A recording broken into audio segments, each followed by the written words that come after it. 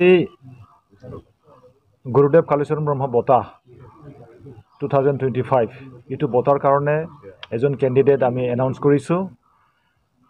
তেখেত হ'ল professor Achyuta Samanta, founder of Kalinga institute of social sciences. আৰু কলিংগ ইনষ্টিটিউট অফ ছ'চিয়েল ছায়েন্সটো হ'ল ৱৰ্ল্ডৰ লাৰ্জেষ্ট ট্ৰাইবেল ইউনিভাৰ্চিটি। তাতে ফ্ৰী এডুকেশ্যন দিয়া হয় সকলো ট্ৰাইবেল মানুহৰ কাৰণে। আৰু এইটো ইউনিভাৰ্চিটি আছে উৰিষ্যাত আছে, ভুৱনেশ্বৰ উৰিষ্যা। তেখেত হ'ল প্ৰফেচাৰ অচ্যুত সামন্তা, তেখেত founder Kalinga institute of industrial technology আৰু Kalinga institute of social sciences.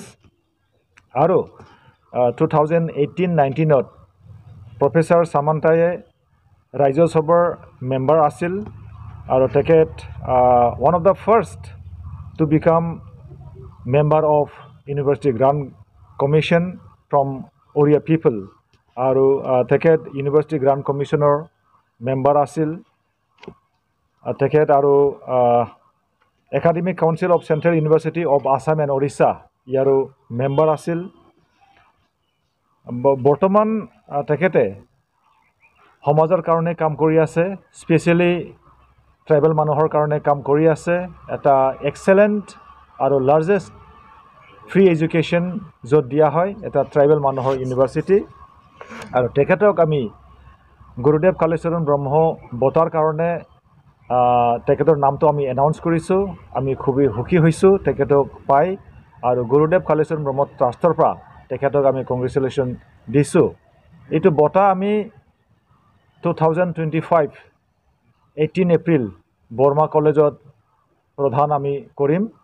আৰু এইটো প্ৰগ্ৰামত আমাৰ BTRৰ অনাৰেবল CEM শ্ৰী প্ৰমোদ বড়ো ছাৰে চিফ গেষ্ট হিচাপে প্ৰেজেণ্ট থাকিব। লগতে গুৰুদেৱ কালীচৰণ ব্ৰহ্ম এৱাৰ্ড থাকিব।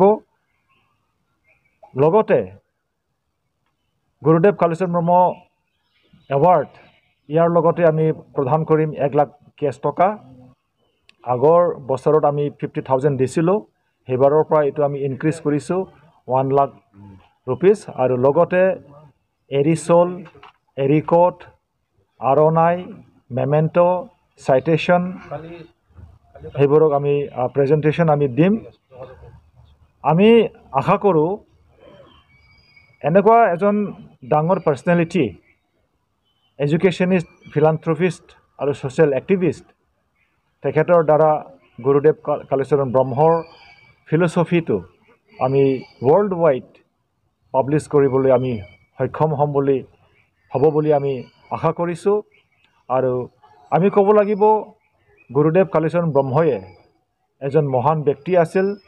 যেতিয়া মহাত্মা গান্ধীয়ে ভাৰতৰ ফ্ৰীডমৰ কাৰণে মুভমেণ্ট কৰি আছিল নন ভায়লেন্স ফিল'চফিটো লৈ, গুৰুদেৱ কালীচৰণ ব্ৰহ্মও মহাত্মা গান্ধীৰ ফিল'চফিটো ফ'ল' কৰি নিজৰ সমাজক উন্নতি কৰিবৰ কাৰণে নন ভায়লেন্স ফিল'চফিটো ফ'ল' কৰি কাম কৰিছিল। আৰু ইনডাইৰেক্টলি গুৰুদেৱ কালীচৰণ ব্ৰহ্ময়ে ইণ্ডিয়াছ ফ্ৰীডম মুভমেণ্টত পাৰ্টিচিপেট কৰিছিল।